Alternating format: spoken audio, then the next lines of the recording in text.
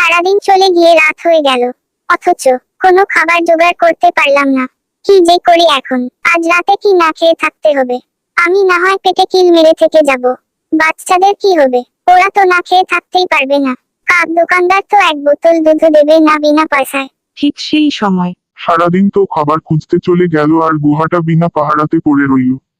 দেখি তো গিয়ে আমার মোহরগুলো সব ঠিক আছে কিনা। ওরে বাবা, আমি সেই সবজি রাক্ষসের বাড়ির সামনে এসে বসে আছি। আমাকে রাক্ষস দেখতে পেলে তো খেয়ে ফেলবে। এখন আমি লুকাই কোথায়? এখানেই না হয় মুখ চেপে বসে থাকি, যেন আওয়াজ না হয়, তাহলে টের পাবে না। যাক বাবা, রাক্ষস পেরিয়ে গেছে, আমাকে দেখতে পাইনি, বাঁচলাম। আচ্ছা, রাক্ষস যেন কি নিয়ে কথা বলছিল? কি বললো? মোহর পাহারা, তাই না? আচ্ছা, রাক্ষসের কাছে মোহর আছে, তাহলে তো দেখতে হচ্ছে। ওখান থেকে একটাও যদি নিয়ে যেতে পারি তাহলে আমার বাচ্চাদের জন্য অন্তত দুধ কিনতে পারবো। কয়েকদিনের খাবারের